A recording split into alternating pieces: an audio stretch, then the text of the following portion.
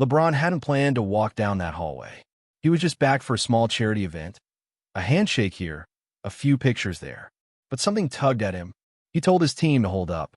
He needed 5 minutes alone. As he walked past the gym doors and into the quiet back hallway, the one that still smelled like old polish and rubber soles, he stopped cold. There he was, bent slightly at the back, mopping the same floor he had 30 years ago. Same steady hands, same quiet rhythm. Mr. Donnie. LeBron took a breath. You still here, Mr. Donnie?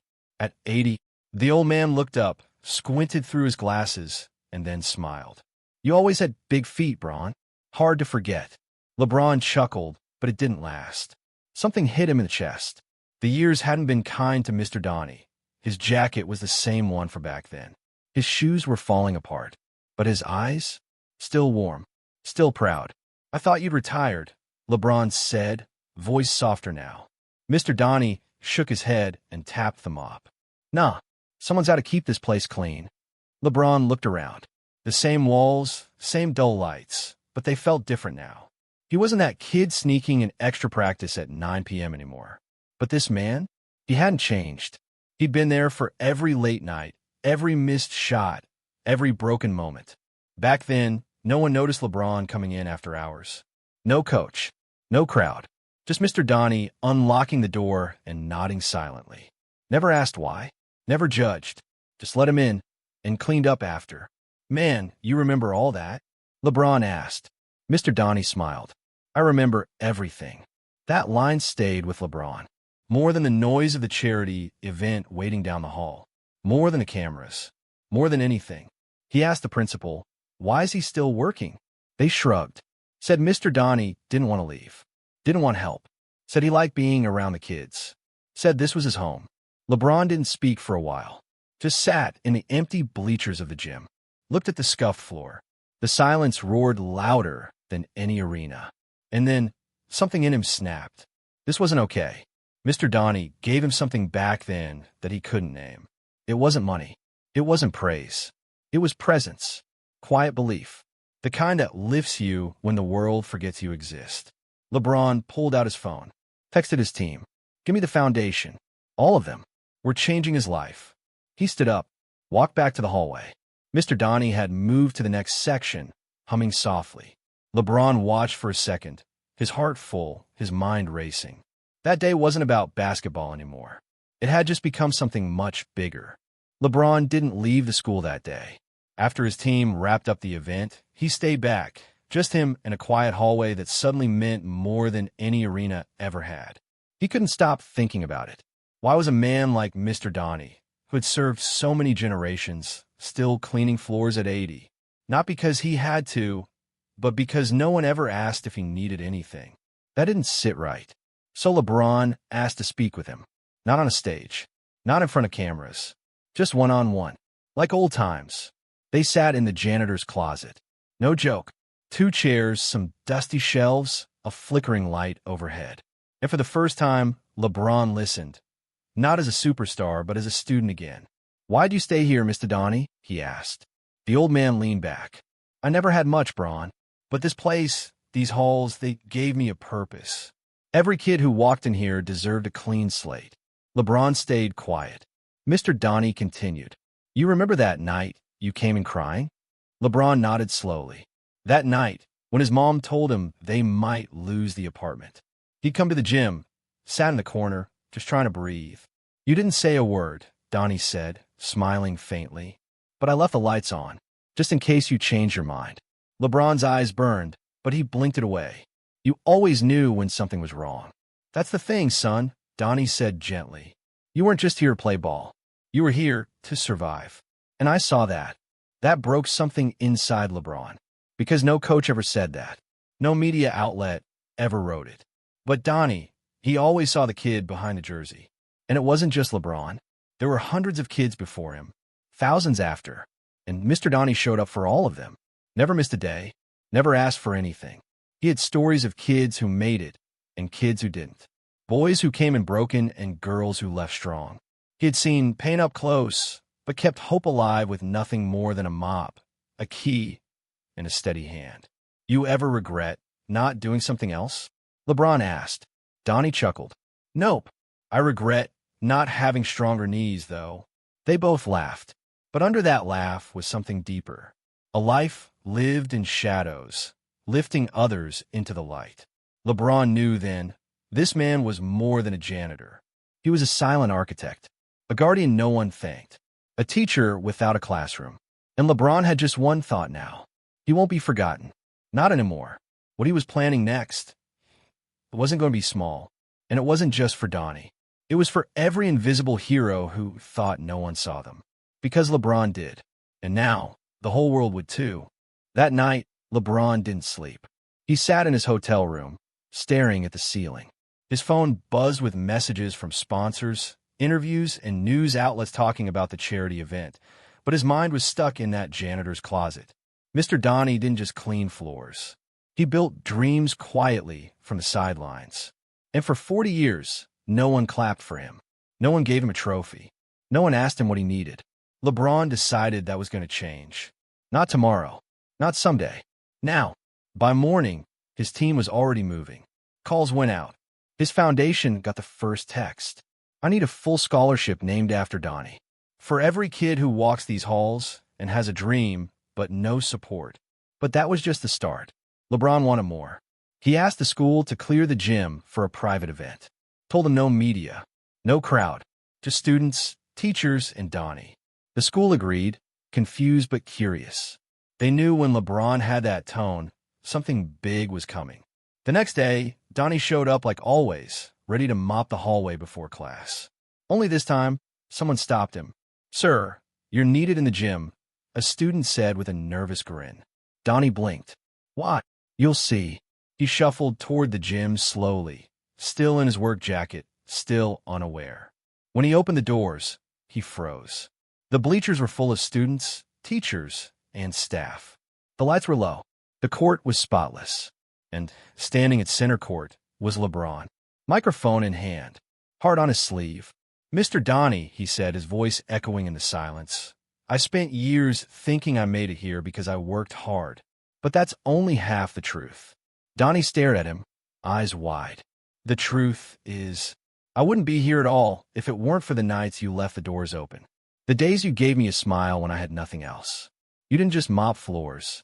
You gave kids like me a place to believe in themselves. The room was silent. You could hear students sniffle. Teachers wipe their eyes.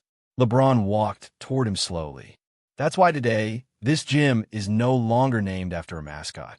A giant banner dropped from the ceiling. The Donnie Henderson Court of Dreams. The room erupted. Donnie's hands went to his face. His legs wobbled. A teacher rushed to steady him. LeBron wasn't done. He held up a check. Your house is paid off. You're retired, starting today. And this, he handed Donnie a golden key, is the key to your new community center down the street. Built in your name. Free for every kid who needs a safe space after school. Donnie couldn't speak. Tears poured down his cheeks.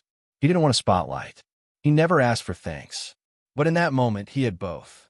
And for the first time in 40 years, Mr. Donnie stood on the court, not as a janitor, but as a legend. The clip of LeBron honoring Mr. Donnie wasn't meant to go viral. It wasn't even supposed to be filmed. But one student, sitting in the back row with shaky hands, had pressed record. And within 24 hours, the world had seen it. Millions watched the quiet janitor cry. Millions watched LeBron kneel before him, holding that golden key. And something rare happened. The world didn't just clap. It felt. Messages poured in from teachers, janitors, social workers, cafeteria ladies, and former students. People who were always in the background, but never forgotten by those they helped. Donnie had become a symbol, not of pity, but of power. The silent power of showing up when no one's watching. News anchors called it the most genuine moment of LeBron's career. But to LeBron, this wasn't about headlines. It was about repaying a debt words could never cover. He visited the community center days later. It wasn't even fully built yet, just bricks, dust, and the smell of fresh paint. But LeBron stood there, eyes closed, imagining every kid who'd walk in. The boy too scared to go home. The girl who needed a place to think. The teen who had dreams, but no one to say, you matter. This center wasn't just Donnie's name on a wall. It was his legacy in action. Donnie, meanwhile, was struggling to adjust. Every step outside now brought a stranger thanking him. Students hugged him like he was family. Even parents sent him letters, saying he'd changed their kids' lives. But what moved him most was what the other janitors said. One message read, "You gave us dignity today. You made the whole world see us." Donnie broke down reading it. For decades, he had eaten lunch alone, worked late shifts without a handshake, missed birthdays to clean classrooms. Now, someone had finally said, "We see you." A week later, he was invited to speak at a National Educator Summit. He stood behind the podium, nervous hands gripping the sides, staring at thousands. His voice cracked as he began. "I never had a degree. I never wore a tie, but I knew my job mattered. Because every kid that walked past me, I prayed they'd walk towards something better." The room was dead silent. Then a standing ovation. Donnie didn't just make history that week. He made everyone else feel like they mattered too. Back in Akron, murals of Donnie began appearing on walls. Court of Dreams became a trending phrase. Schools across the country started honoring unsung staff, the ones who made sure kids had a chance even when the world forgot them. LeBron watched it all from the sidelines. For once, he didn't want the spotlight. He just wanted Mr. Donnie to shine, because the man who used to mop floors was now lifting the entire world. 3 months had passed since that unforgettable day on the court. But Donnie's story didn't fade. It grew. The Court of Dreams became more than a name. It became a movement. Kids from other schools came just to see it. Teachers brought their students to tell them, "This court belongs to a janitor who never gave up on kids like you." Donnie tried to keep life simple. He still wore his old work jacket, still showed up to help at the center, even though he didn't have to. He just couldn't stop serving. It was who he was. One afternoon, he sat on a bench inside the community center, watching a group of boys play basketball. One kid missed a shot, hung his head low. Donnie stood up, walked over, and said, "Hey, you missed don't matter. Your next one does." The kid looked up, nodded, and nailed the next shot. That was Donnie. Quiet words, loud impact. And behind the scenes, LeBron was planning one last surprise. He invited Donnie to Los Angeles, told him it was just for a small ceremony. Donnie, shy as always, almost said no. But LeBron insisted. "Just trust me." Donnie walked into the Lakers arena that night, holding LeBron's arm. The lights were bright, the crowd buzzing. Then the announcer's voice echoed. "Ladies and gentlemen, please welcome to center court the man who inspired a generation, Mr. Donnie Henderson." The crowd roared. Donnie froze, overwhelmed. But LeBron gently nudged him forward. The Jumbotron lit up. Clips played, Donnie sweeping floors. LeBron as a teen, practicing late nights. The scholarship ceremony. The gym naming. Kids hugging Donnie at the center. And then the words. He cleaned halls. He changed lives. LeBron took the mic. "I've received a lot of awards, but tonight I want to give one." He pulled out a small box, opened it.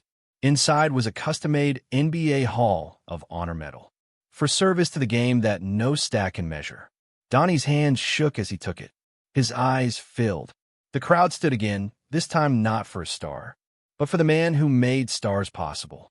Back in Akron, that night played on every TV. Teachers cried. Janitors wept. Even athletes posted tributes. And quietly, something shifted. Schools started naming more halls, courts, and libraries after people like Donnie. Not because they had millions, but because they gave millions of moments that mattered. As for Donnie, he returned home, medal around his neck, greeted by cheering kids at the center. He smiled and said, "All right now, enough fuss. Let's get to work." Because even after all the glory, he believed the real legacy was showing up. Day after day, for one kid, then another, and another. And somewhere, in a quiet hallway, another janitor stood a little taller. Because Mr. Donnie had proved something powerful. Heroes don't always wear jerseys. Sometimes they carry mops and change the world one unnoticed step at a time.